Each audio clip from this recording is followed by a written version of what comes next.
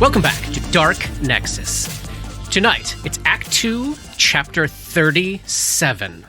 Okay, it is the third day of the month of Neth, and we have reached the town of Thrushmoor. When we last left off, we had moored ourselves at the end of one of the long piers on the outskirts of town, where there is a halfling-occupied vessel, and Dora stepped onto the end of the pier and was approached by a small child who is not a small child, but actually a halfling. And I think we're just going to jump right in and pick back up there. So, Katie, what you see is this rugged, compact, very childlike looking halfling, very short, with their features twisted in this like tight, pinched grimace, just oozing authority and scrutiny, like tough as nails, very, very fearless, and holding this in one hand, this natty, scuffed-up brown leather skull cap, which apparently allowed them to take a different appearance. And in the other hand, a quarterstaff with a fanciful green cloth flag hanging from it. You're close now, so it's an exquisite-looking dark wood quarterstaff. And this little individual, they have just whipped this skull cap off their head, transformed into this halfling version of themselves, and they say, "I haven't peeped you around here before. Now I work for the city, and I need to know your intentions." Dora appears to pause for 6 seconds.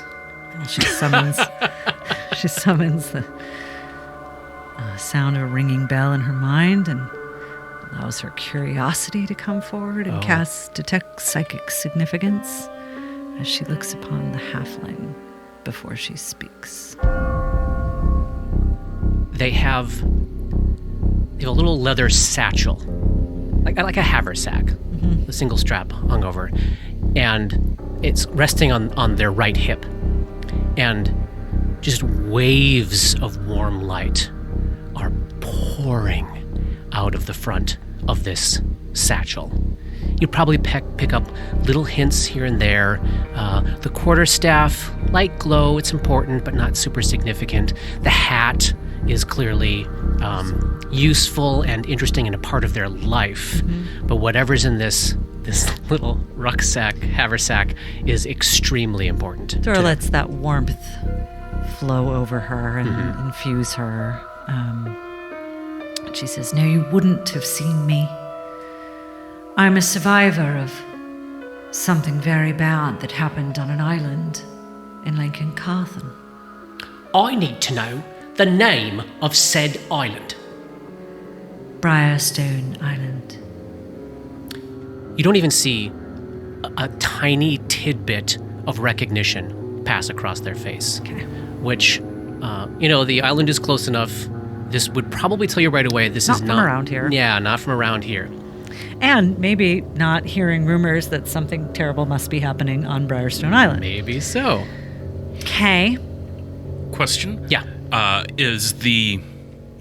Can they see me, or is the boat far enough down that I have not become visible yet? I'm picturing, yes, you're down enough that the two boats are sort of moored alongside this high stone pier that you to lift Dora up onto. So I think you're out of sight, yeah.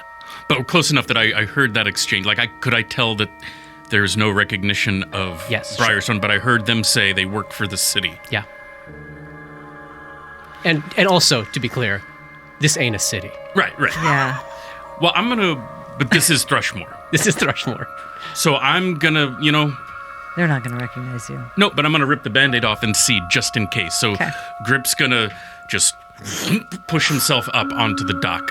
Dora's still smiling. Okay. Friendly. The halfling takes a step back. Oh, that's a big one, isn't it? Yes. Where'd you find that one? On Briarstone Island. I think I need to know more about your credentials. What city is it you work for exactly, then? Oh, I'd be happy to tell you. Observe. And they reach down into their... Exactly, Katie. They reach down into their little rucksack here, and they pull out this perfectly preserved, absurdly large vellum document rolled into a protective scroll case. They pull it out and they unfurl it. Love it. I am the official, premier, honorary building inspector for the great city of Casimir. Nestled amongst the verdant blackwood marshes bordered by the Star Bay and the great promise of the inner sea. No doubt you know her. Her naval shipyards are famous throughout all Galarian. Have you been there? I don't recall. These are my credentials. They're beautiful. What city are we in? Seeing that you're not particularly interested in their credentials. A little shadow crosses their face and they fold it up. We're just in Thrushmoor. You're a long way from home, though, aren't you? I'm a very long way from home. It's my first time here, and I've sort of taken up in local pest removal. I'm looking after the rats and the bats and all matter of vermin, make sure they're being treated properly and moved to where they can live properly. Is that sort of a hobby of yours, or is that the crux of what it is you do? I'm very interested. Their face goes a little icy. They reach back into their rucksack, pull out the scroll, the vellum scroll again. Dora smiles. Observe my credentials. May I? Yes. Yes, she takes them and as you take them, their hands are twitching. Be very, very careful with this. I shall be very careful. So it's not quite like a child made this, but this is about the most unofficial, air quote, document you've ever seen in your life. But somebody put this together for them and tried to make it look official. And then sealed it up, and it's got some little enchantment on it that keeps the dust off and keeps it perfectly... Dora treats it with extraordinary respect and appears to read the entire thing before handing it reverently back. They take it back and they nod approvingly that you took the time to go over their credentials. Well, it's important. Yes, it is, very much. I wonder if you... So Robert, zero recognition. Mm-hmm. Oh, that's a big boy, and moved on with their life. Okay. I wonder if you have any information about what's going on in the town. There seems to be very few people about. Oh, it's a shit show. Oh, is it? What's going on? You don't know? I don't know. We've been on the island for some time. Yes. I believe you said Briarstone Isle. Yes. I made note of that. I will add it to my record later. Yes, you should. I will. Don't go there, though. Not just yet. It's quite dangerous. So you called yourself a survivor? Yes. What happened to you? Can you tell us what happened? Hear that it's such a shit show? Who's down there? Show yourself, present yourself and your credentials before I will speak with you.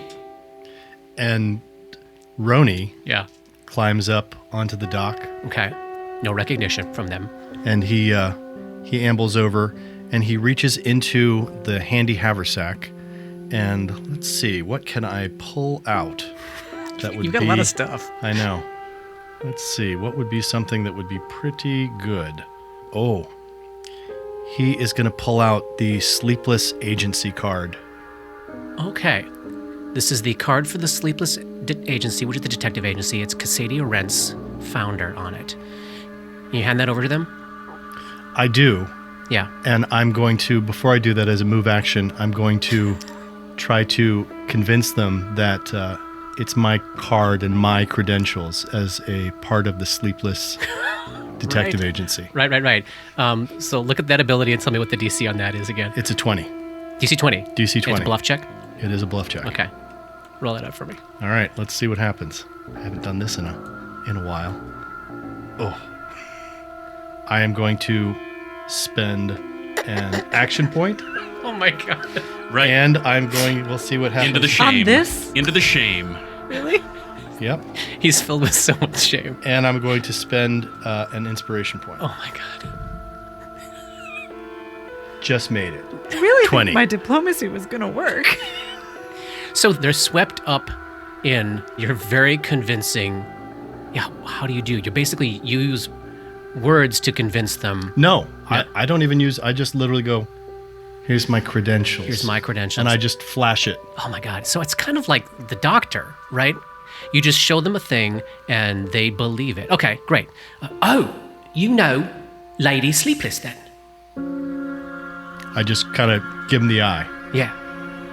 But you don't know what's going on in town. As I said, we've been gone for some time. And how many survivors are down there? There are 10 here, including myself. Oh, no. But there are more on the island that will need to come here. Oh. If it's safe. Madam, if I may. Please. I think this situation exceeds my authority. I find that difficult to believe, but I'll trust you. Thank you, Paul. My job is very serious. Perhaps I should get the captain, right? Yes, I think so. If you would all wait here. I'm sorry, could you tell me his name? Her name is Captain Skywin Freeling. Captain Skywin Freeling. That's right. Is she from Casimir as well? Well, not originally, no. But she lives there. Okay. That's where we know each other from. All right. We are friends. And also work associates. Does she also have such fine credentials? No, she's just a ship's captain. I see. How unfortunate for her. So, Can we make a knowledge local check on? on Skywin Freeling? Yes. Yeah, for sure. 12. Unknown. You want to use an action point? Not yet.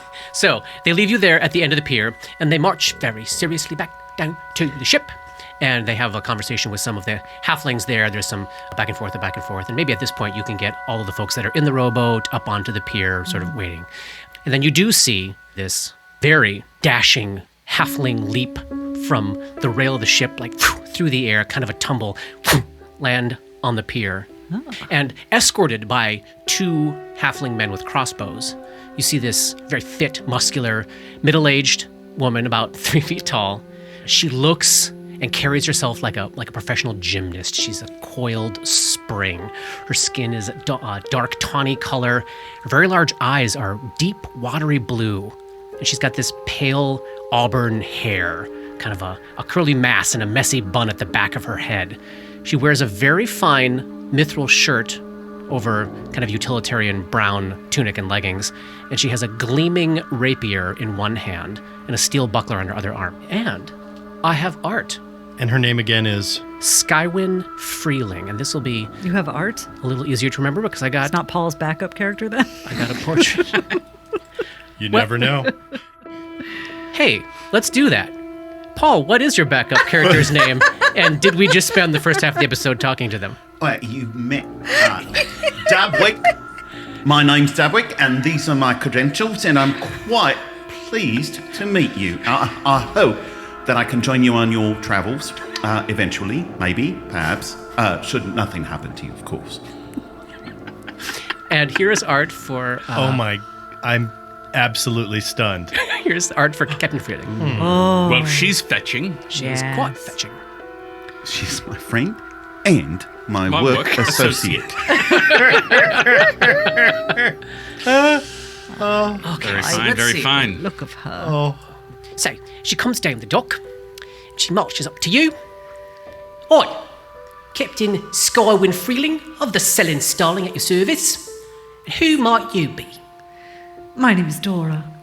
And she looks at Grip and, takes a 5-foot leap backwards and puts you on point with a rapier. Oi, now, what's the meaning of this? I don't want any trouble. What are you pointing that thing at me for? We don't want any trouble either. Constable? Look. So there's someone that recognizes me, eh? I know who you are. I don't want any trouble. I got no trouble for you, Captain. Not today. They say you're dead. Oh, do they? Who is this they? Everyone. Is this an inspection? No. This is pretty far from an inspection. Where do you know me from, exactly? She narrows her eyes and looks over at Dora. Captain, we've been through a bit of an ordeal and are only hoping for information. Debwick says you were on Briarstone. Yes. And that there was trouble. Yes. And that you have... They use the word survivors. Yes. How many? 10 here now, but more on the island being treated. We had limited capacity on the boats. What happened there? And as she's talking, she's looking at Dora, but she keeps her rapier up and she is eyeing Grip very nervously. That's a bit of a complicated story. We hardly can tell the whole of it, but the administrator of the Briarstone Asylum pushed too far. There was an earthquake, and in the aftermath, well, I mean, it is an asylum, you know. I do. A sort of cult sprang up around one of the patients, and... Oh my God. Have you heard nothing of trouble out there? There's been so much trouble here. What's been going on? Do you mind telling us? We don't know what we're walking into. Give me that diplomacy check. 20. Look, there's nasty business going on here. There are people disappearing. There are people dying. You among them, Constable. But the fact is, this is no place to bring injured and wounded people to. If you bring them to that shore, no one will take them in. No one will help them. At least not at night. Perhaps you need to come back tomorrow. And she looks over at one of her shipmates who's acting sort of as bodyguard here with a bow, and they have kind of a wordless exchange with their eyes. Look, our hold is empty right now. We have no comforts to offer, but at least for tonight, if you need to bring people ashore, you bring them here. I can't spare food for anyone. I need to feed my men, and I'm not sure how many supplies, healing and the like, we can spare for you. But we can give you a roof over your head. And then perhaps tomorrow, you get them off my ship and get them into town. I understand. Grip looks at Captain Freeling and says, just answer me a question if you don't mind. She cocks her head at you, asking if you can ask a question. Have I met you before, or do you just only know me by reputation? I know you by reputation. And I've seen your work, Constable. I don't know what to say. None of us are who we were. What the hell does that mean? Listen, little one, we spent the last 11 days not knowing who the fuck we were. Running around that asylum that was touched by I don't know what. As far as I know, I've been alive for 11 days. And I've learned some bits and tidbits of what I might have been when I was the fucking constable. I don't remember a lick of it, and you can chalk that up to crazy talk and not believe it if you want, but that's the goddamn truth. She nods her head, seems to consider this, very, very carefully scrutinizes your face. And this seems like a person extremely accustomed to scrutinizing people and judging the worth of their words. These are dark times. Look, if you're not who you used to be, I would strongly recommend being very careful about how you carry yourself in town. Because from what I understand, everyone knows you, and everyone hates you. That, I suppose, tracks. Get your people on board. Captain, can you tell us why it is that they might not be so interested in helping us, at least at night? Let's get your people inside and I'll tell you what I know. That would be much appreciated. So over the course of the next 15, 20 minutes or so, we get this group of backup characters into the hold of the ship, along with Nasa and Vouston and Jared. And then then the robots have to be sent back. Okay, so you have a place to land, and it's you won't have to go through town to get to it. So I think Vouston would suggest that he and Jared go back, and they just take trips over so they can keep things simple and direct and quiet and make a night of it. Freeling understands that we're bringing more people. Yeah, so as you talk this how through... many people are we bringing? There's close to 50 people in total. Yeah. And...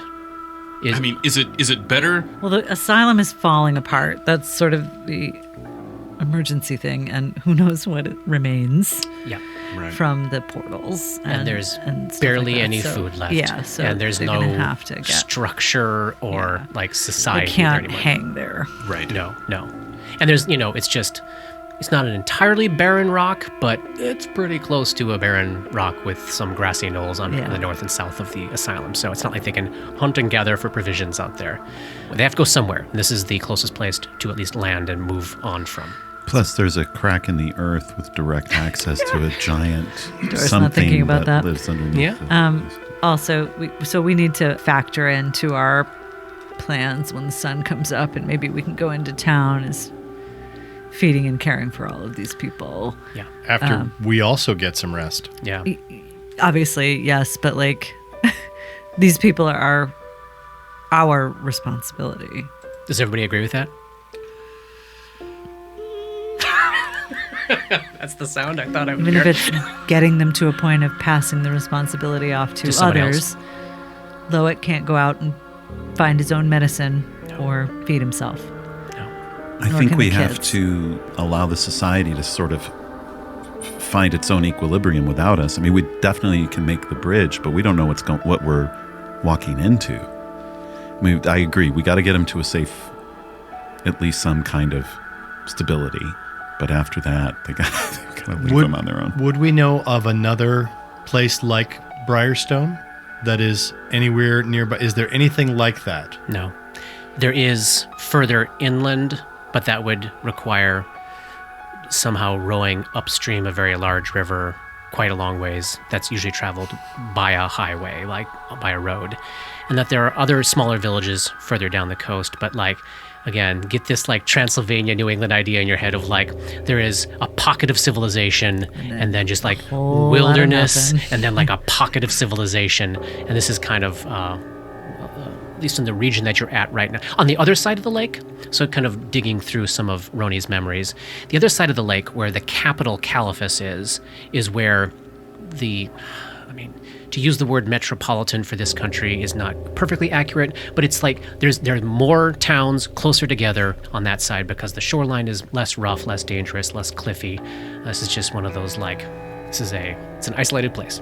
Would the captain know anything about the absence of the Count absconding his seat? Sure. So as we get onto this ship, her hold is indeed empty. Whatever she brought here or was attempting to get here, at the moment there's no goods on board, and they make place for you. The sailors make a place for you, and they start figuring out where all these people are going to go. And she is indeed interested in hearing more about your story, and also as you sort of probe these questions, Paul, telling her own, and she will. And Can I ask her a quick question? Yeah. If she knows of anyone in Thrushmore from the Maiden's Choir? is that a singing group here? No, it's I'm going to mess this up. It's a sect of the Pharasman Church? It's the main chapel to Pharasma in Ustalav. Yeah. She's not heard of it. Oh, the big church. Yes. In Caliphus. Well, I don't know. We know that Winter had cohorts. Oh, yeah. Yeah. So she's not heard of anyone. No. Yeah. So she does indeed feed the like 10 of you that came in the first robots as you're waiting for the next batch of folks to come over. And Dora's going to get sick at some point during this. oh, yes. And she'll share a little bit of her story. She opens up the rum, passes it around. Hey, Grip, there's the drink you were asking for. It's about time, Ray. And she says, so every few years I do the run of the Sellen Passage, because I've got 2 clients that make it particularly lucrative. I got a spice dealer in Casimir and a crazy guy who manages to harvest magical hardwoods in the Shudderwood. So bring the spices up here, unload them in Caliphus, meet my guy in Thrushmore, 3.5 months up, pick the wood up here, bring it back down to the inner sea, 2.5 more months. It's a long trip, very dangerous, but it's worth it for me. So now, this time I was getting set to leave back in Erastus, midsummer, and Jada was having dreams. Now she has these dreams from time to time, and sometimes they come true. Not often enough that she can make a living off them, but often enough that folks like me that have known her long enough know you can't simply discount her when she says she's nervous. And she said she was nervous about me and this trip. She said it would be dangerous. It's always dangerous, I told her. It's more dangerous than ever. I pushed, tried to get more detail, but the more we talked, the thinner her dream began to feel. And finally I was like, so what do I need to bring? An army? Because I can't afford an army, you know that. No, you don't need an army. You need friends. So it was a weird thing for her to say, but I told her I'd try. So I reached out to friends, and shockingly, almost nobody wanted to lose half a year of their lives on the Sellen River, except old Dabs here. Pat, pat, pat. Now, it was hard to pull the official Premier Honorary Building Inspector away from their duties for so long, but they agreed to come.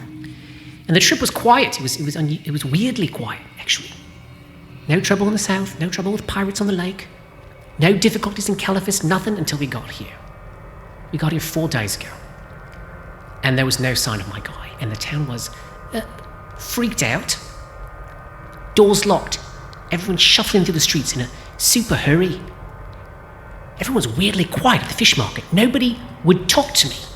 Everyone's eyeing me sideways, and I've been coming here for a decade. Come on, I stopped by Cleta Binter's smithy, and she filled me in a little bit that people are dying. People are disappearing, at least left and right around here. The Count's gone. The Magistrate's gone. Both of them split town. Nobody'd seen the old constable for nearly a month now. The new constable's holed up in the fort, but most of the militia has quit. There is something awful going on around here. And I don't want to stick around here and find out what it is, but I'm sitting here with an empty hull, and I can't afford to go back south with an empty hull. So I talked to Lenk at the dispensary, and he sent a bird to my guy for me, but there's no word yet, so I'm stuck here. I'm keeping my crew on the ship for now, no shore leave. There's bad business going on around here. I don't want any of my folks getting hurt. And look, they're talking about the witch. They're all saying it's the Briarstone witch, and she's back. And there's another vanishing coming. That's what people are saying. Is it on a schedule? Or a pattern? Oh no, She's referring to something that happened many, many years ago. Oh, right. From that day in the library. We learned about that. Yes, before Ratch ate the book. Fucking rich. Fucking Ratch Mamby. whole town disappeared. The army showed up to take back over the town. The whole town was gone. Nothing left but kind of bloody stains on the walls. I remember now. Yeah, some of the fishermen that'll talk to me are talking about. They think they've seen her. They see her. She's holed up somewhere nearby. But this is not a place to stay. I'm only here because I have to. So what's your plan? Well, we haven't quite got that far yet. People are vanishing or dying or both, so have there been bodies? No bodies. Or just people vanishing? People vanishing. And there are these... No, it's like murals appearing on walls. It's like charcoal murals, weird cities. Yellow cities. Yes, appearing on houses. Overnight. When's the most recent time that happened? Oh, it's happening every night. Has it happened since we put... Well, that was earlier today, so we don't know yet. So, okay, so... Yeah. I'm sorry, do you know the name of the new constable? Well, she's your lieutenant. She looks like Grip. I do not remember a lieutenant. Kissel. Barrowin Kissel, I think. Tell me,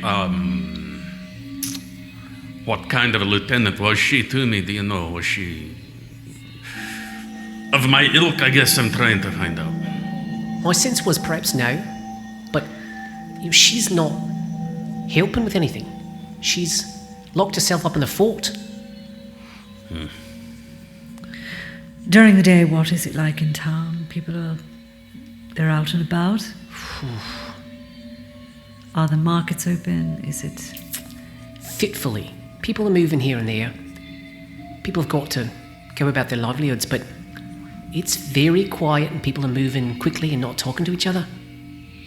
Most of the businesses are open, but, they're not taking kindly to strangers. Yes. And I've been coming in for a long time, but I'm still essentially a stranger. To most of them. Not to all Cleta. To most of them. The building there with the green light? Oh, that's the fish market. It's the place where all the fisher folk bring their catch to sell to the public. There. It's a sort of an open atrium on the inside. Lots of stalls. It's been open. It has been open. Yes, but I wouldn't say it's looked as busy as it usually has to me. It has a guard at night? I guess it does. What's up with that light? Oh, that's glowing Jill. Sorry. Of course it is. Well, they say, legend, they say that this lantern was brought by the founders of Thrushmore from some sort of underwater palace inside Lake in Carlton. I mean, come on.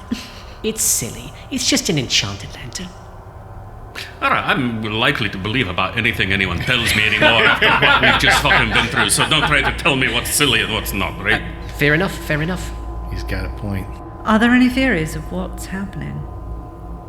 The witch. Oh, right. Who, She's back, orchestrating another vanishing. So I don't know what my fucking goal is, but I know that I would really like to give Count Lols a good killing.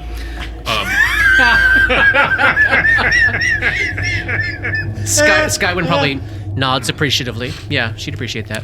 But, I understand he's gone. That might not be, and maybe there are things that need doing more, so who would you recommend we reach out to tomorrow to try to help some of these folk get some aid and move the fuck along, and we can try to find out what's going on? Oh, you got to talk to. You got to go to the Sleepless Agency. She's sort of Cassadia Rents. She runs it. She's sort of all the town has left now. There's no authority figures, so everyone's going to her these days. I believe even the priestess is now gone. What's she like, Cassadia Rents? No nonsense. Was that a warning? No, she's an impressive lady. I'll give her that. Right. Thanks for your assistance. We appreciate it, Captain.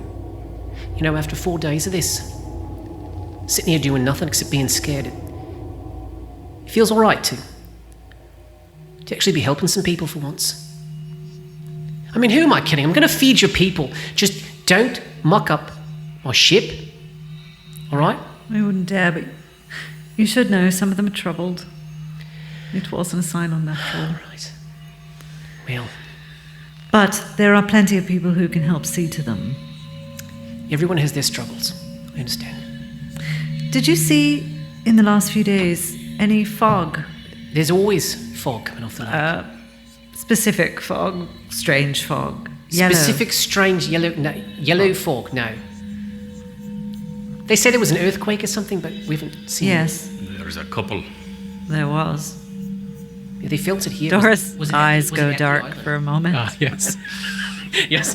And she sort of raises her arms and puts them back down consciously. Raises her arms to the Barnabas phantom yips. fox. Yeah. Barnabas yips. Oh. Yes, an earthquake. It destroyed the asylum. It was only part of the trouble out there. She's going to cast message again to her friends to ask, how much do you want to tell her? As little as possible. Save her the nightmares. I've told them earthquake, there was strange fog, a cult uprising. I have purposely left off Plane of Dreams, Tatterman. Yeah. Yep. Portals opening inside of people from the Plane of Dreams. Yep. I told them And- about our, Ghouls. the lack of memories Yes. that we've. Yeah, we Yeah. have not mentioned ghouls or doppelgangers. Yeah. It does seem for the moment that what you were experiencing is disconnected. Like, you are the front wave of any Yes. information Yeah. coming to these people about what happened there, is definitely the sense you're getting. So, Dora will never lie about it. Right. But she will absolutely withhold. Yeah, and you But know, she'll probably tell the same story she told in the doc of chaos and an administrator's overreach leading to an asylum riot, basically. She'd probably hint that there was something supernatural about it because that's not strange in this world. right. But she's not going to talk about the Chain of Knights. She's not going to talk about the ritual or any of that. I understand, and look, a story is a special thing. And I know that your story, whatever it is yours to tell. Truthfully and fully. When you are ready to do so. I understand this. I've travelled all over the world, ma'am. Don't you worry. I have traveled farther than you, Dora says, very ominously. All right, I'm going to go see to the distribution of provisions. Thank you. She's back to... Do you want to go explore anything tonight? Or do you want to settle in and rest up for the first time since We must rest. chapter whatever? I think we need to rest. Also, I'm going to suggest that I try to do some of those heal checks on Dora and Nasa Yes. and see what we can do to help them. Let's do some mitigation of disease. We're back in this zone again. Here we go. Oh, it never ends. Here we go. God, but it's me this time. How about let's start with Nasa. So, Johnny, why don't you make a heal check for Roni? Okay, so I get a +2 circumstance bonus on heal checks with my healer's kit. Guidance. Zoom. Do you let people touch you now? Absolutely. He doesn't even think about it. Ooh, he doesn't flinch at all. Interesting. No. Okay. It's like a whole different person. Yes. What the fuck, dude? We have a new character to suss out here. Oh, shit. 28. Oh, nice. All right. 30, actually. So Does I said that was does Nasa, he give right? me more? Oh, fuck. Never mind. Getting pirate nurse. Wow. And for Dora, Oh, man. natural one. Here it comes. I know. It's going to be not. We'll see. Oh! 28. Excellent. Hey. So we rest overnight, and everybody's up to full hit points wise. Is that right? Roni is really kind of like being very authoritative of like, you need to lay down. You need like very he's- stern bedside manner Oh, I love it. doing these things. I think Ace is probably going through some adjustment here. Sort Well, of Nasa probably is also like, well, he was a patient. right. Right. She has seen a lot from the group of you, though, and she's adjusting. She's adjusting to the new temperament and personality. The next morning, let's go ahead and take care of some fortitude saves against the disease. I'll roll for Nasa here. She gets a +4 from Roni's use of the heal skill. Guidance. Hey, can't use a guidance on this long check. Keep trying. But with a total of 20, Nasa has just recovered from filth fever. Yes. Yay! Second consecutive save in a row. And she leaps to her feet in the morning. She feels so grand. And she throws her arms around Roni and says, I thank you for taking care of me. Thank you for taking care of me. You're welcome. Thank you for taking care of all of us. I have to get used to that. And Dora, fortitude save with a +4 again from Roni. I'm not hopeful. I'm just putting that out into the world. Just throwing it out Yep. there. 17. My first 17. Oh my gosh. oh my god, there it is. Here we go. And Dora has one successful save. Hey. She is one save away from being latent. She's 3 saves away from being cured. Oh my god. Yeah, it's brutal. It's brutal. But Dora does feel better the next morning. And overnight, you are able to... Everybody was fully healed, so you're able to get your spells and your daily abilities back and all that stuff. During the course of the night... I'm still fatigued and sickened, though. You are still fatigued and sickened, yes. Captain Freeling keeps her crew above decks for the majority of the night, and you're all mostly left to your own devices downstairs. And your night is completely untroubled by nightmares Wow. for the first time in your very short new lives. And it probably strikes you, because even all those nights that we weren't talking about your special nightmares, you were still completely racked with horrifying visions just continuously every second you slept while you were on Briarstone.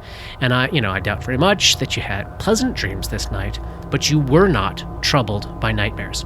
That's probably a nice little boon to everybody's state of mind. Can you imagine, like, coming into a place that is actually warm and not wet and cold and dank and filled with something that's trying to kill you all the time, and you can go to sleep and not worry that something's going to kill you while you're asleep, and you've gotten food, probably warm food. Yes. For the first time in almost 2 weeks, not old onions and like crappy biscuits.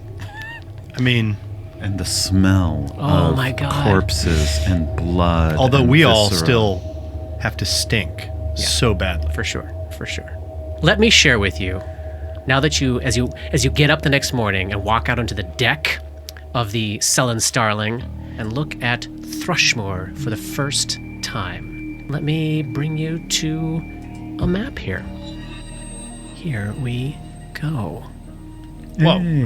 That's a large Look at that. It's Ooh. very big, so you may have to zoom in or out a little bit. sized hill. So you can see where the 3 large hills are indicated.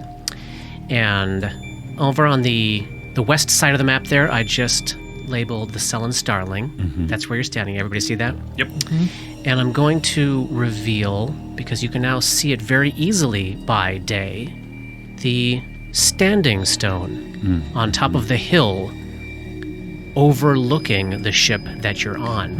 Right down there in the south. Yep. And follow me around the map a little bit. So look at near the north of the map where the large hill on the north side is.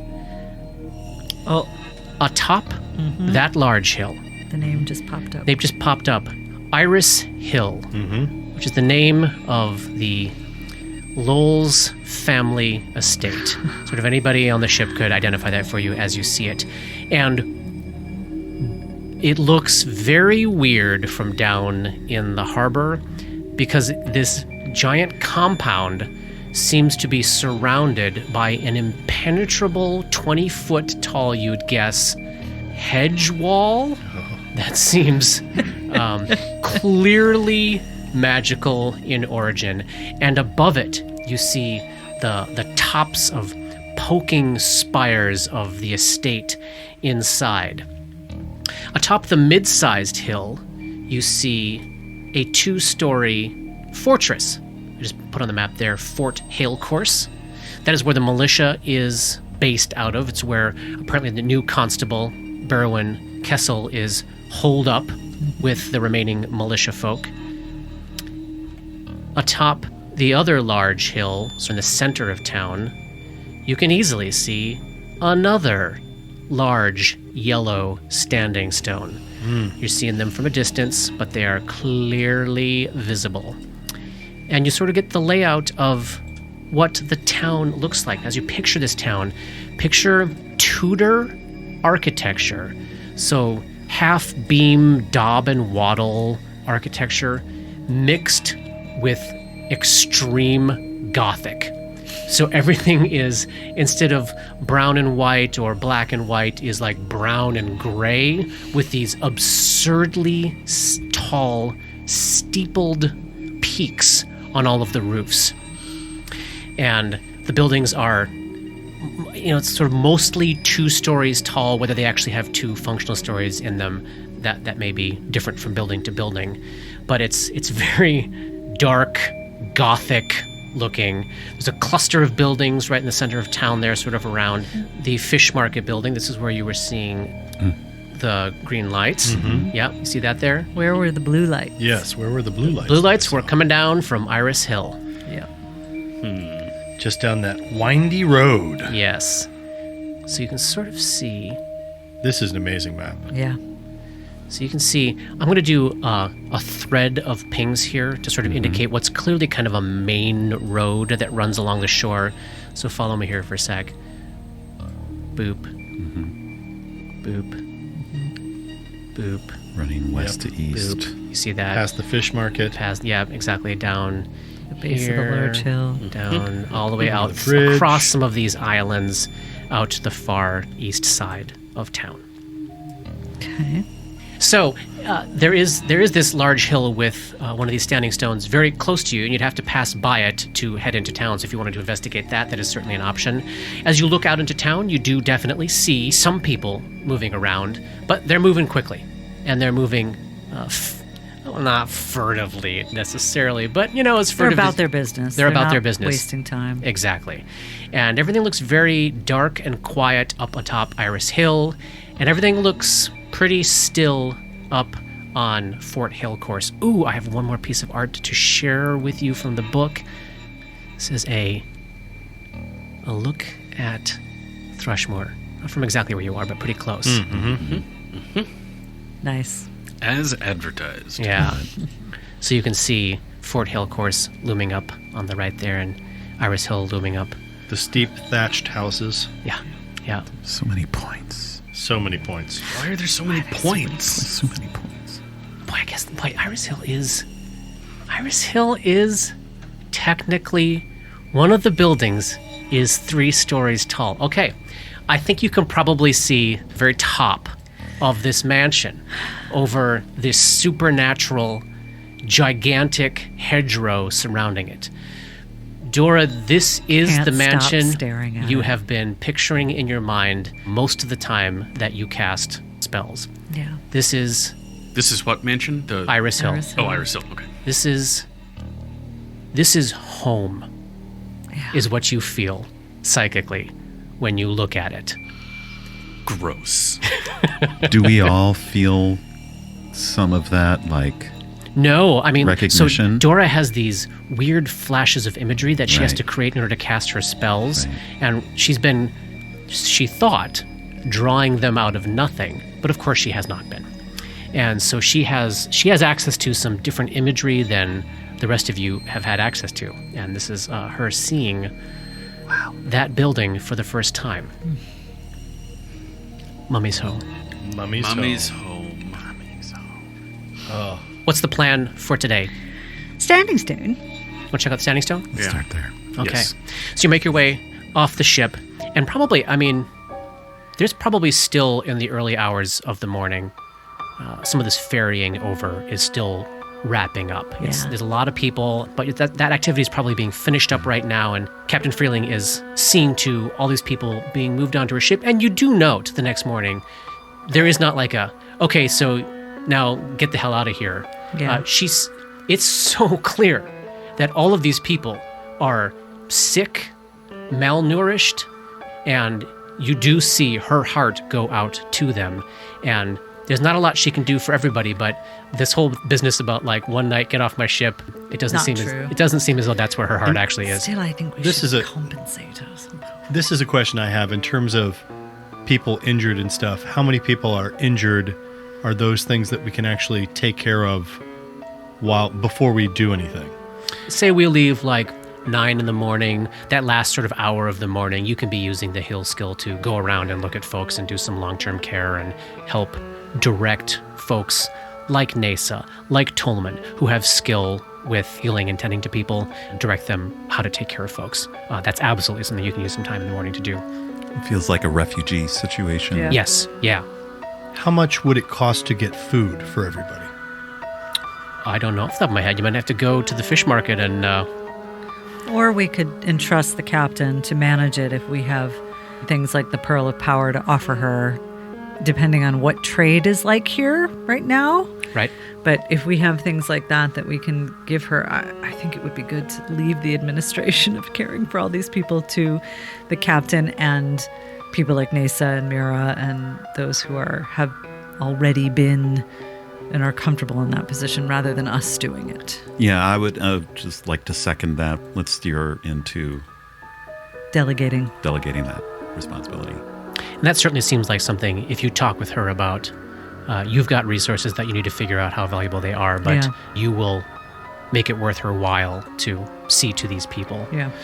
And again... And certainly we're going to do what we can to help with the situation here, which it would appear that there is a gap to be filled. And she seems, she was putting on a good show when you first met her, but she seems like a softie in terms of when she sees all these people in need, any semblance of get them out of here is pretty quickly gone.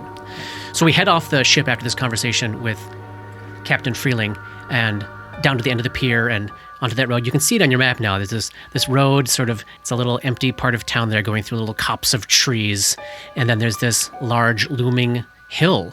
You pass what looks to be perhaps from a sign on the outside, perhaps a bookstore at the bottom of the hill named the Book Layers, but it is closed up and seems completely shuttered and empty.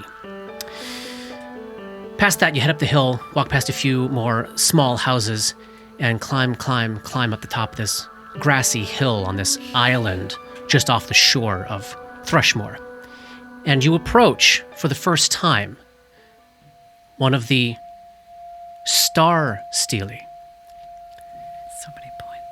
So many points. Now, Roni has seen iterations of these in his dream nightmare experience before, but this is the first time the rest of you have actually laid eyes on them in the flesh. It is a towering, like 12, 15 foot tall monument, kind of cylindrical most of the way up, split in half near the top, covered in weird etchings and runes and symbols of stars. And I've got some art for you here. Here's a star stela for you. My God, it's full of stars. Oh, cool. Wow. Very ominous, very creepy, lurking by itself at the top of this hill. And it's not glowing with like magical light, but it's still gray and murky out, a little rainy today. And it seems about as... well, this picture kind of makes it look golden, like it's made of gold. It kind of has a sheen about it, as though, well, there was talk about the stones on Briarstone Isle not being active, not being activated. This thing is clearly magical and functioning. And I imagine Dora and or Gull are probably itching to get a really close, first-hand, laying fingers on it look at some of those symbols. Everybody give me a perception check.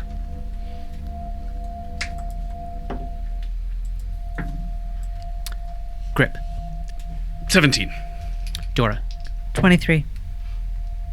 Roni. 15. And Ray. Ray rolled a natural one. He's looking in the windows of the... Yeah, looking away from the star stela. Dora, as your eyes are drawn to this object for the first time, you're contemplating, do I actually want to go up and look at it or know more about it? I'm thinking about some of your conversations about like you starting to decide for yourself that maybe some things aren't worth investigating. Maybe that causes her to turn her head a little off to the side, where she sees, loping up the other side of the hill, what looks like a 60-year-old man, like dark-skinned, but for an obviously dark-skinned man, he seems awfully ashen and more like gray-hued than just unusually pale. He's wearing long red academic type robes. In fact, he seems to be wearing exactly the kind of robes that Dora saw in the psychometry vision of Dr. Lissandro. But these robes are torn and shredded and wet, soaking wet. This figure is soaking wet, and as he is loping up the hill, picture just this incredibly intense face, and oh my gosh, it looks like he looks actually bloodless. Oh no. And as he catches sight of you seeing him, he yells out, "A little chaos must fall!" And that's the end of chapter 37. Yay.